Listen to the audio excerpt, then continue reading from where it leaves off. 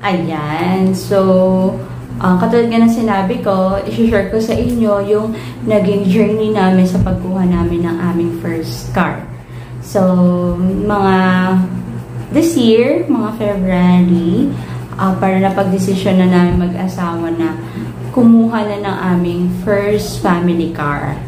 Ayan, since hindi na rin kami kasya sa motor and 4 na kami.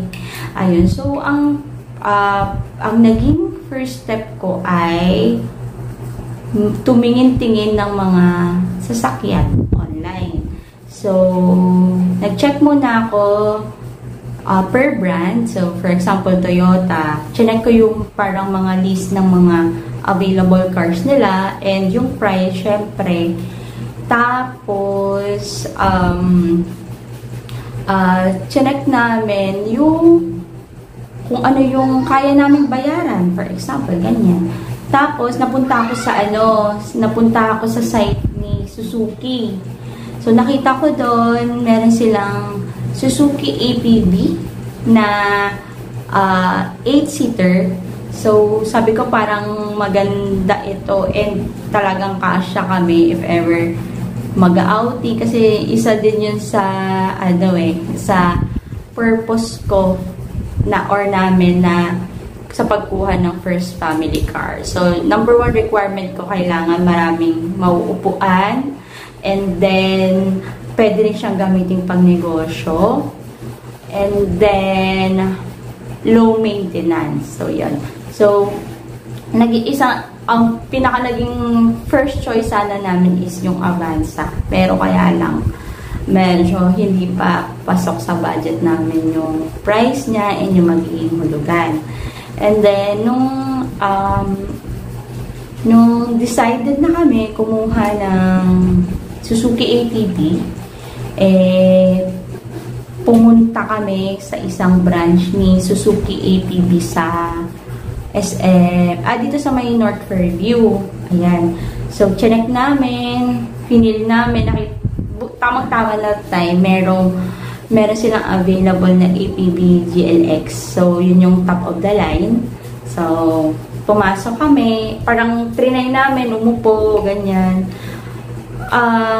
Isa sa nagustuhan ko na feature ni APB, malaki yung legroom niya. So, if ever, pag mga long distance yung trip nyo, pwede mong i-stretch yung paa mo, ayan. So, nung nakita namin siya, parang ito na talaga yung gusto namin kunin. Ayan.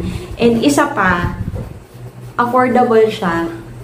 Kasi, yung kinuha naming unit, ang price niya lang ay 753 ba? Or 740 plus 1,000. Yan na lang siya. So, wala pa siyang 1M.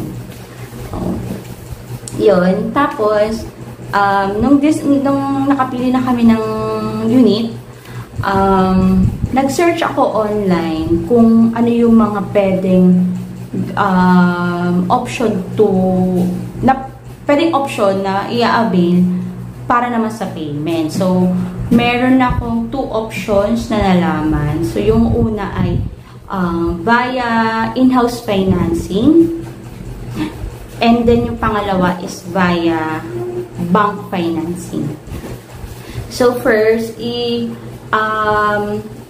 i-explain ko muna sa inyo yung in-house financing. So, yung in-house financing, for example, kumuha ka ng car kay Toyota. Si Toyota, doon ka mag-a-apply directly sa branch. So, kapag kasi branch yung nag-finance sa'yo, yun yung tinatawag na in-house financing.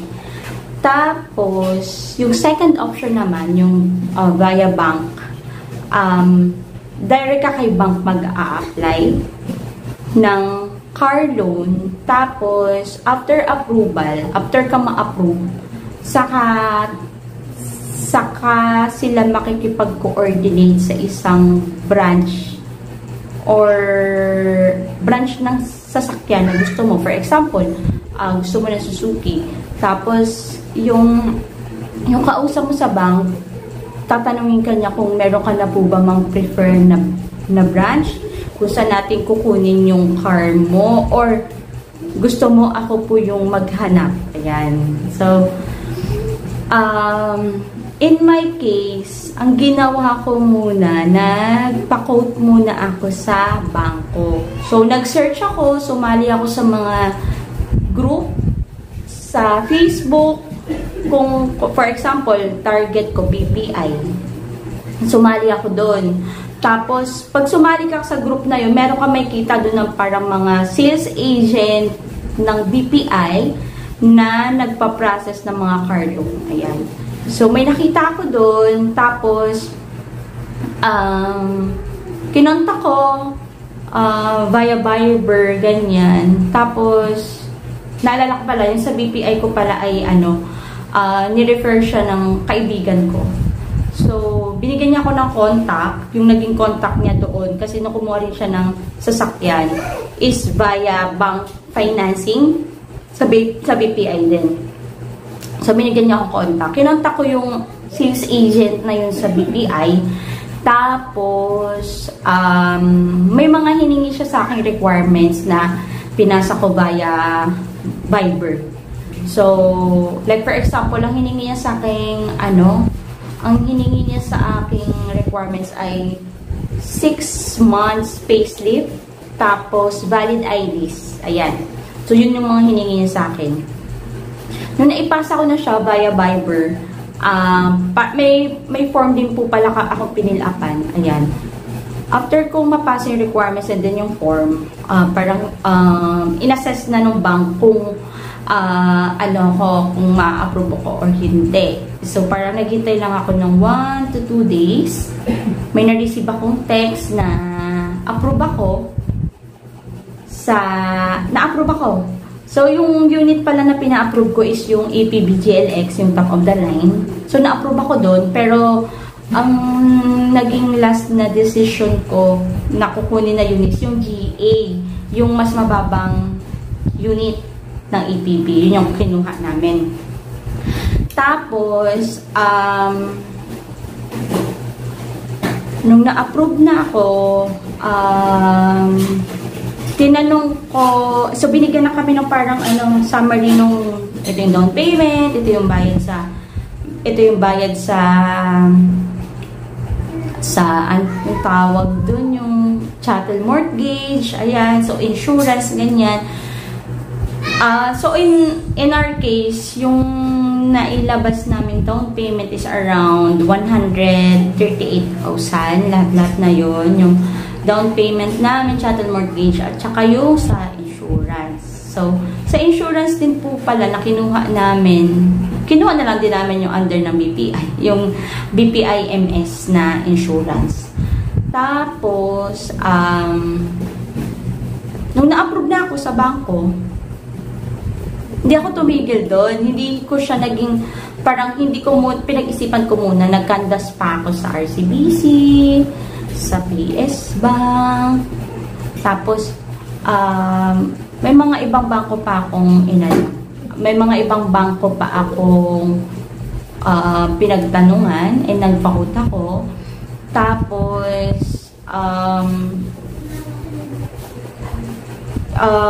mas okay yung offer sa akin ni BPI. That's why BPI din yung napili ko. Kasi, in-approve din nila ako sa 15% DP. Unlike sa ibang bangko na nire-require talaga nila na 20%. Ayan. So, nung yung sa in-house naman, financing, ang offer nila sa akin ay parang 48K down payment, tapos parang nasa around 16,000 yung monthly. Unlike sa bank, ang binigay sa akin ay nasa 12,500 lang yung DP namin. Tapos 15%, 12,500 yung monthly. Tapos 12,500 yung monthly, tapos yung DP namin is 15%. So, okay talaga for me yung offer ni BPI. Tapos, since may preferred na ako na branch, kasi may nakausap na rin ako, binigay ko na lang yung details ng branch na yon. Tapos nag-usap na lang sila si bangko ni-reach out niya si branch para dun sa processing. Depende pa rin naman sa inyo yan kung mag-i-in-house financing kayo or bank financing. Ang mahalaga kasi doon is ma-approve kayo. Ayan. So, for example, malaki kasi, for me sa experience ko, advantage kapag na-approve ka ng bangko. Kasi, once na may mag-approve sa'yo na isang bangko, tuloy-tuloy na yan. And, ang kinagandahan lang sa bangko,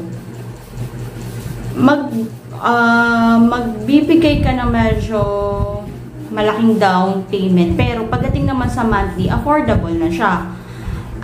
Unlike sa in-house financing, usually kasi may mga promo sila, like katulad na binanggit ko, 48,000 yung ino-offer nila sa akin na down payment, pero ang monthly niya nasa around 16. So, kung may pera ka naman na pang down and na-approve ka sa bangko, nare-recommend ko na magbangko ka kasi pag tinotal mo lahat-lahat ng interest, maliit ang interest talaga sa bangko compare sa in-house financing.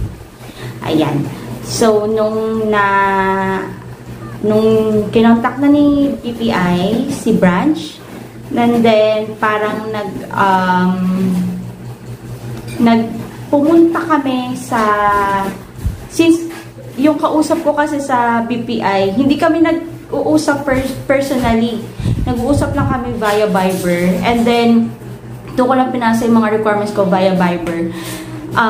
So yun, magbibigay din ako din sa inyo ng reminder na kapag ka makikipag-usap kayo or nasa kayo online, make sure na legit yung kausap nyo kasi lalo na nagpapasa kayo ng mga documents na personal documents and ano siya, yung tawag dito, confidential na documents, lalo na mga payslip nyo, tas IDs nyo, diba? So, always make sure na legit yung kausap nyo. Ayan. So, yun, nung settled na kami, doon sa parang, ito na yung magiging monthly namin, tapos, napirmahan ko na yun. So, pinapunta ako ni BPI sa nearest BPI branch na malapit sa amin. So, sinabi ko dito, yung nearest branch na BPI.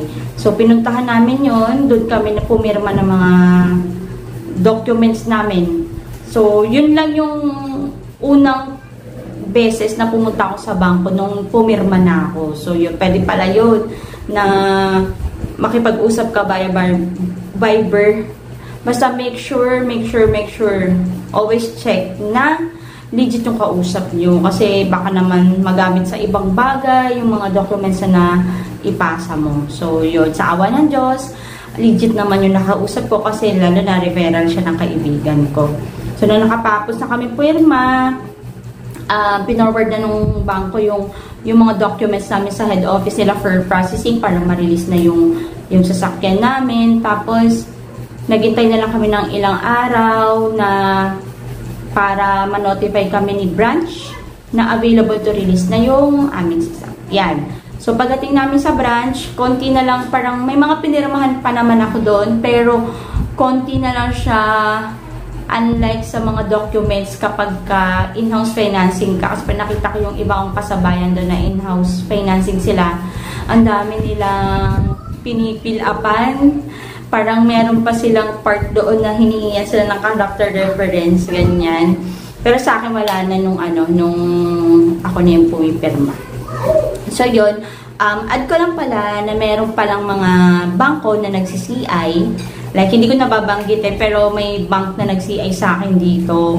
And then, nung tinanong nila ako sa purpose nung pagkuha ko ng sasakyan, sinabi ko pang business. Pero, i-share ko na lang din sa inyo na kapag ganun pala ang tinatanong, wag nyo daw sasabihin na pang business, sabihin nyo daw pang personal. Tapos, yun, hindi ko alam kung ano yung reason, pero yun yung binigay sa akin na advice. Pero tama naman yung tama naman yung naging sagot ko nung in-interview ako naman sa BPI kasi pang personal naman talaga siya nung una. Pero nung sinian kasi ako, parang mali yung nasagot ko, sabi ko pang business. So, yan. Tapos, Huwag kang magmamadali. Huwag kang magmamadali. Kung once na na-approve ka na ng bangko, maghanap ka ng mga branch na may mga gandang offer, ganyan, may magandang freebies, ganyan. Huwag kang magmamadali, huwag kang magsisettle dun sa isa lang nakausap mo na branch. Kasi, once na na-approve ka naman ng bangko, ano na eh, sure na yan, naghahanap ka na lang kung saan mo kukunin yung sasakyan mo. So, hanap ka ng mga best deals. Minsan kasi, mayroon pa silang discount doon sa pinaka-SRP. Like, for example, may less 50,000, less 20,000, ganyan. Basta ang mahalaga, na-approve ka na. Pero, wag parang based dun sa napanood ko na isang sa YouTube din na wag kang mag-i-inquire per branch kapag hindi ka pa na-approve kasi parang magiging red flag yun sa kanila bakit ka nagka-canvas sa iba't ibang branch. Para kasing ano yun eh, basta parang red flag daw yun sa kanila. Saka ka maghanap ng branch kung saan mo kukunin yung sasakyan mo kapag ka na-approve ka na. Kasi, ang nangyayari kasi parang kada inquire mo sa isang branch, may pipilapan ka, may form ka ipapasa, ganyan-ganyan. So, magtataka sila, bakit ang daming pinapasa na itong application and sa iba't ibang location siya. So, medyo red flag yun sa kanila. Tapos, ano pa ba? Yun, huwag kang magmamadali. Take time sa pag-canvas and pagpili ng tamang branch kung saan mo kukunin yung unit mo. And luckily naman, sa branch na napili ko, mabilis yung processing and mababait naman sila sa akin. Tapos, ano ba ba?